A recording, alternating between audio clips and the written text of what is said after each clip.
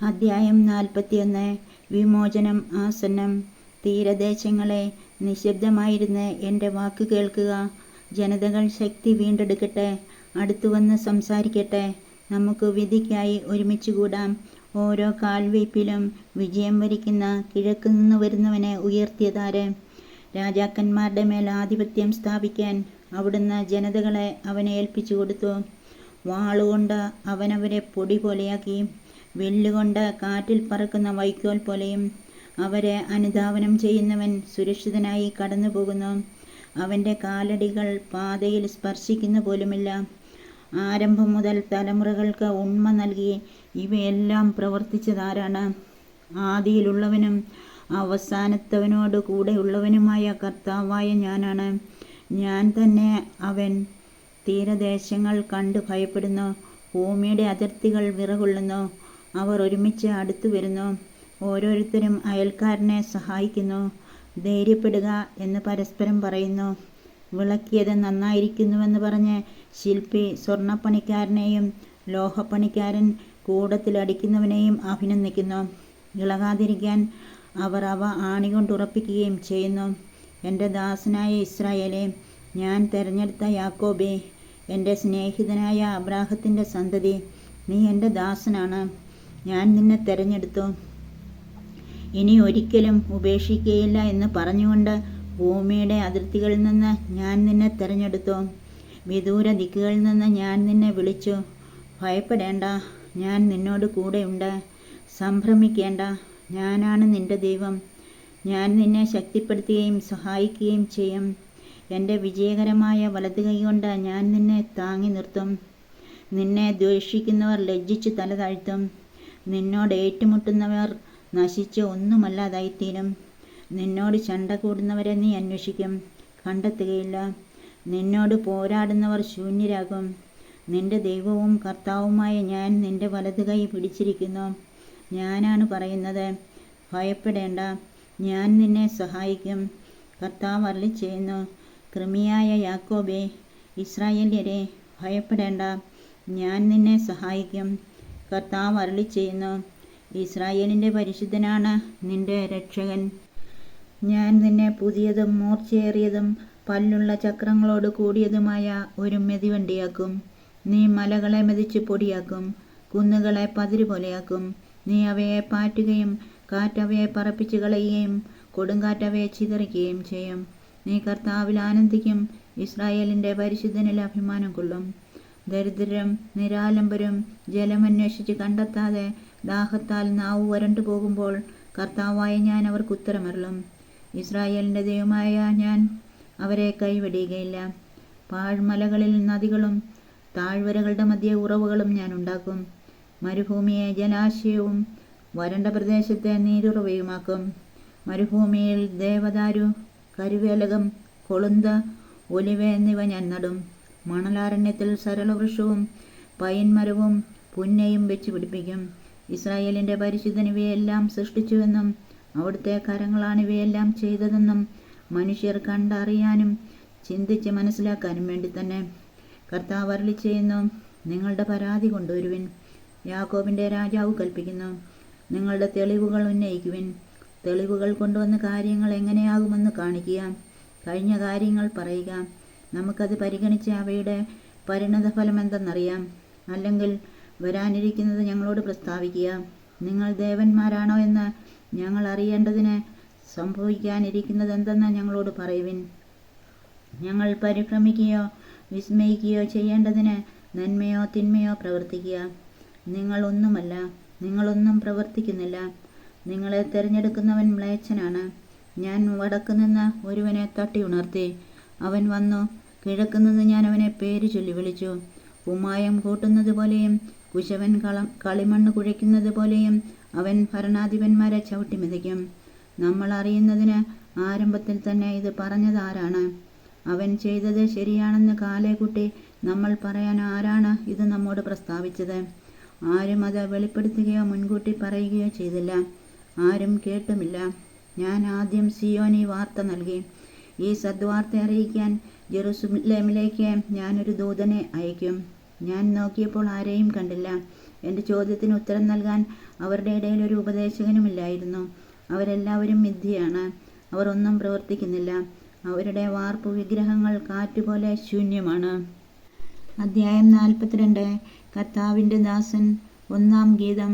ഇതാ ഞാൻ താങ്ങുന്ന എൻ്റെ ദാസൻ, ഞാൻ തെരഞ്ഞെടുത്ത എൻ്റെ പ്രീതിപാത്രം. ഞാൻ എൻ്റെ ആത്മാവിനെ അവന് നൽകി. അവൻ ജനതകൾക്ക് നീതി പ്രദാനം ചെയ്യും. അവൻ വിലപിക്കുകയോ സ്വരമുയർത്തുകയോ ഇല്ല. തെരുവീതിയിൽ ആ സ്വരം കേൾക്കുകയുമില്ല. ചതഞ്ഞ ഞാങ്കണ അവൻ മുറിക്കുകയില്ല. മങ്ങിയ തിരി കെടുത്തുകയുമില്ല. അവൻ വിശ്വസ്തയോടെ നീതി പുലർത്തും. ഭൂമിയിൽ നീതി സ്ഥാപിക്കുന്നതുവരെ അവൻ പരാജയപ്പെടുകയോ അധീരനാവുകയോ ഇല്ല. തീരദേശങ്ങളും അവൻ്റെ നിയമത്തിനായി കാത്തിരിക്കുന്നു. ആകാശത്തെ സൃഷ്ടിച്ച് വിരിച്ചു നിർത്തുകയും ഭൂമിയെയും അതിലെ വിഭവങ്ങളെയും വ്യാപിപ്പിക്കുകയും അതിലെ നിവാസികൾക്ക് ജീവൻ നൽകുകയും അതിൽ ചരിക്കുന്നവർക്ക് ആത്മാവിനെ നൽകുകയും ചെയ്യുന്ന ദൈവമായ കർത്താവ് അരുളിച്ചെയ്യുന്നു. ഞാനാണ് കർത്താവ്. ഞാൻ നിന്നെ നീതി സ്ഥാപിക്കാൻ വിളിച്ചു. ഞാൻ നിന്നെ കൈക്ക് പിടിച്ച് നടത്തി സംരക്ഷിച്ചു. അന്ധർക്ക് കാഴ്ച നൽകുന്നതിനും തടവുകാരെ കാരാഗൃഹത്തിൽ നിന്നും അന്ധകാരത്തിലിരിക്കുന്നവരെ ഇരുട്ടറയിൽ നിന്നും മോചിപ്പിക്കുന്നതിനും വേണ്ടി ഞാൻ നിന്നെ ജനത്തിന് ഉടമ്പടിയും ജനതകൾക്ക് പ്രകാശവുമായി നൽകിയിരിക്കുന്നു. ഞാനാണ് കർത്താവ്. അതാണ് എൻ്റെ നാമം. എൻ്റെ മഹത്വം ഞാൻ മറ്റാർക്കും നൽകുകയില്ല. എൻ്റെ സ്തുതി കൊത്തു വിഗ്രഹങ്ങൾക്ക് കൊടുക്കുകയുമില്ല. പ്രവചനങ്ങൾ സാക്ഷാത്കൃതമായി. ഇതാ ഞാൻ പുതിയ കാര്യങ്ങൾ പ്രസ്താവിക്കുന്നു. മുള പൊട്ടുന്നതിന് മുൻപേ ഞാൻ നിങ്ങൾക്ക് അവയെപ്പറ്റി അറിവ് തരുന്നു. ദൈവത്തിൻ്റെ വിജയം. കർത്താവിന് ഒരു പുതിയ ഗീതം ആലപിക്കുവിൻ. ഭൂമിയുടെ അതിർത്തികളിൽ നിന്ന് അവിടുത്തെ മഹത്വം പ്രകീർത്തിക്കുവിൻ. സമുദ്രവും അതിലുള്ളവയും തീരദേശങ്ങളും അവയിലെ നിവാസികളും ആർത്തട്ടഹസിക്കട്ടെ. മരുഭൂമിയും അതിലെ നഗരങ്ങളും കേദാർ അധിവസിക്കുന്ന ഗ്രാമങ്ങളും സ്വരമുയർത്തട്ടെ. സേലാ നിവാസികൾ സന്തോഷിച്ച് ഗീതം ആലപിക്കട്ടെ. മലമുകളിൽ നിന്ന് ഉദ്ഘോഷിക്കട്ടെ. അവർ കർത്താവിനെ മഹത്വപ്പെടുത്തട്ടെ. തീരദേശങ്ങളിൽ അവിടുത്തെ സ്തുതി പാടി ഉദ്ഘോഷിക്കട്ടെ. കർത്താവ് വീരപുരുഷനെ പോലെ മുന്നേറുകയും യോദ്ധാവിനെ പോലെ കോപം ജ്വലിപ്പിക്കുകയും ചെയ്യുന്നു. അവിടുന്ന് പോർവിളി മുഴക്കുകയും ശത്രുക്കൾക്കെതിരെ ശക്തി പ്രകടിപ്പിക്കുകയും ചെയ്യുന്നു. വളരെ കാലം ഞാൻ നിശബ്ദത പാലിച്ചു. എന്നെ തന്നെ നിയന്ത്രിച്ച് ശാന്തനായി കഴിഞ്ഞു. ഇപ്പോൾ ഈറ്റുനോവെടുത്തവളെ പോലെ നിലവിളിക്കുകയും നെടുവീർപ്പിടുകയും കിതയ്ക്കുകയും ചെയ്യും. പർവ്വതങ്ങളും കുന്നുകളും ഞാൻ തരിശാക്കുകയും അതിലെ സസ്യങ്ങളെ ഉണക്കിക്കളയുകയും ചെയ്യും. നദികളെ ദ്വീപുകളാക്കുകയും തടാകങ്ങൾ വറ്റിക്കുകയും ചെയ്യും. അജ്ഞാതമായ മാർഗത്തിൽ കുരുടരെ ഞാൻ നയിക്കും. അപരിചിതമായ പാതയിൽ അവരെ ഞാൻ നടത്തും. അവരുടെ മുൻപിലെ അന്ധകാരത്തെ ഞാൻ പ്രകാശമാക്കുകയും ദുർഘടദേശങ്ങളെ നിരപ്പാക്കുകയും ചെയ്യും. ഇവയെല്ലാം ഞാൻ അവർക്ക് ചെയ്തു കൊടുക്കും. അവരെ ഉപേക്ഷിക്കുകയില്ല. കൊത്തുവിഗ്രഹങ്ങളിൽ വിശ്വസിക്കുകയും വാർപ്പുബിംബങ്ങളോട് നിങ്ങൾ ഞങ്ങളുടെ ദേവന്മാരാണ് എന്ന് പറയുകയും ചെയ്യുന്നവർ അത്യധികം ലജ്ജിച്ച് പിന്തിരിയേണ്ടി വരും. ജനത്തിൻ്റെ അന്ധത. ബധിരരെ കേൾക്കുവിൻ, അന്ധരെ നോക്കിക്കാണുവിൻ. എൻ്റെ ദാസനല്ലാതെ ആരുണ്ട് കുരുടനായി? ഞാൻ അയക്കുന്ന ദൂതനെ പോലെ ബധിരനാരുണ്ട്? എൻ്റെ വിശ്വസ്തനെ പോലെ കർത്താവിൻ്റെ ദാസനെ പോലെ കുരുടനായി ആരുണ്ട്?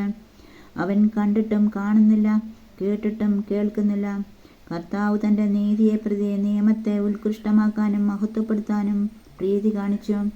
എന്നാൽ മോഷണത്തിനും കവർച്ചയ്ക്കും അധീനമായ ഒരു ജനമാണിത്.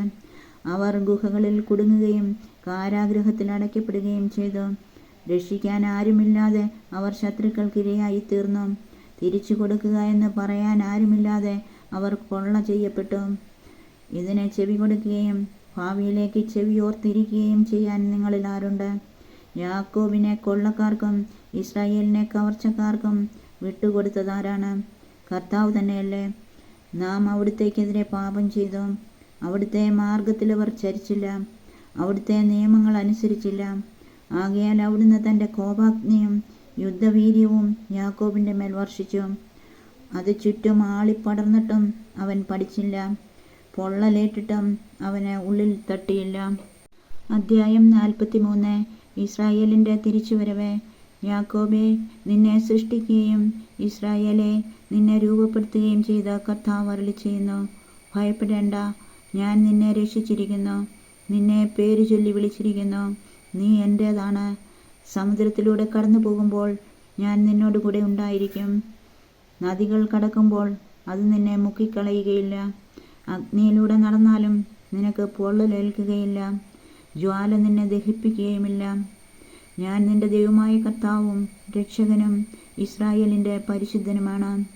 നിന്റെ മോചനദ്രവ്യമായ ഈജിപ്തും നിനക്ക് പകരമായി എത്യോപ്യയും സേബായും ഞാൻ കൊടുത്തു.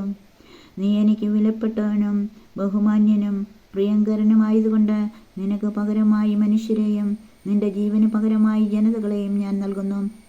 ഭയപ്പെടേണ്ട, ഞാൻ നിന്നോട് കൂടെയുണ്ട്. കിഴക്ക് നിന്ന് നിന്റെ സന്തതിയെ ഞാൻ കൊണ്ടുവരും. പടിഞ്ഞാറ് നിന്ന് നിങ്ങളെ ഒരുമിച്ച് കൂട്ടും. വടക്കിനോട് വിട്ടുകൊടുക്കുക എന്നും തെക്കിനോട് തടയരുതേ എന്നും ഞാൻ ആജ്ഞാപിക്കും. ദൂരത്തു നിന്ന് എൻ്റെ പുത്രന്മാരെയും ഭൂമിയുടെ അതിർത്തികളിൽ നിന്ന് പുത്രിമാരെയും കൊണ്ടുവരുവിൻ.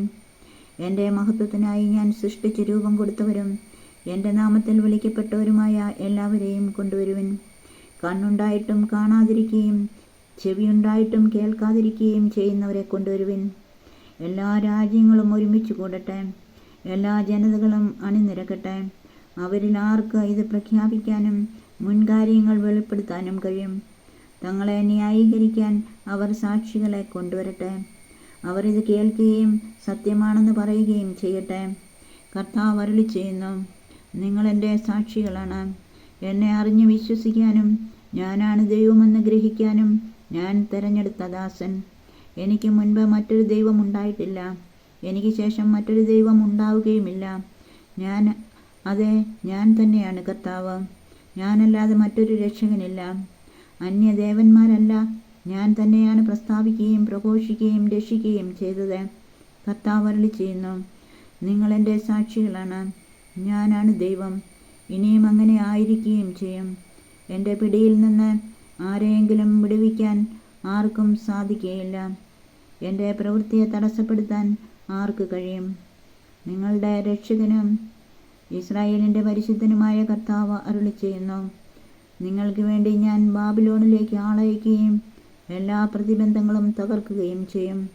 കൽദായരുടെ വിജയാട്ടഹാസം വിലാപമായി തീരും. ഇസ്രായേലിൻ്റെ സൃഷ്ടാവും നിങ്ങളുടെ രാജാവും പരിശുദ്ധനുമായ കർത്താവാണ് ഞാൻ.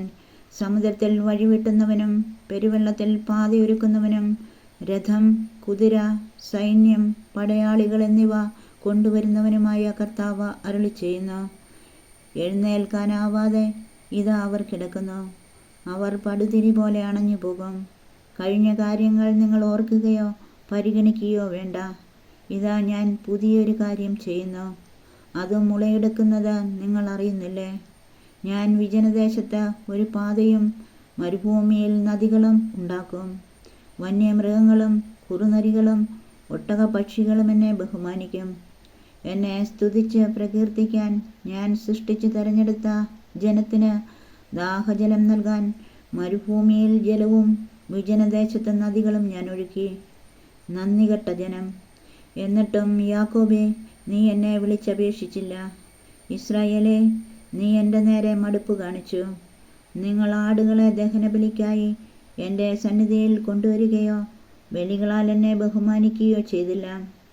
കാഴ്ചകൾക്ക് വേണ്ടി ഞാൻ നിങ്ങളെ ഭാരപ്പെടുത്തുകയോ ധൂപാർച്ചനയ്ക്ക് വേണ്ടി ബന്ധപ്പെടുത്തുകയോ ചെയ്തില്ല. നീ പണം മുടക്കി എനിക്കായി കരിമ്പ് വാങ്ങിയില്ല. ബലിമൃഗങ്ങളുടെ മേധസ് കൊണ്ട് എന്നെ തൃപ്തനാക്കിയില്ല. മറിച്ച് പാപങ്ങളാൽ നിങ്ങൾ എന്നെ ഭാരപ്പെടുത്തുകയും അകൃത്യങ്ങളാൽ എന്നെ മടുപ്പിക്കുകയും ചെയ്തു. എന്നെ പ്രതി നിന്റെ തെറ്റുകൾ തുടച്ചു മാറ്റുന്ന ദൈവം ഞാൻ തന്നെ. നിന്റെ പാപങ്ങൾ ഞാൻ ഓർക്കുകയില്ല. നീ എന്നെ ഓർമ്മിപ്പിക്കുക, നമുക്ക് ന്യായം പരിശോധിക്കാം. നിന്നെ നീതീകരിക്കുന്ന നിന്റെ ന്യായങ്ങൾ ഉന്നയിക്കുക. നിന്റെ ആദ്യ പിതാവ് പാപം ചെയ്തു, നിന്റെ വക്താക്കൾ എനിക്കെതിരെ പ്രവർത്തിച്ചു. നിന്റെ പ്രഭുക്കന്മാർ എൻ്റെ വിശുദ്ധ മന്ദിരം അശുദ്ധമാക്കി. അതുകൊണ്ട് യാക്കോബിനെ പരിപൂർണ നാശത്തിനും ഇസ്രായേലിനെ നിന്ദയ്ക്കും ഞാൻ വിട്ടുകൊടുത്തു.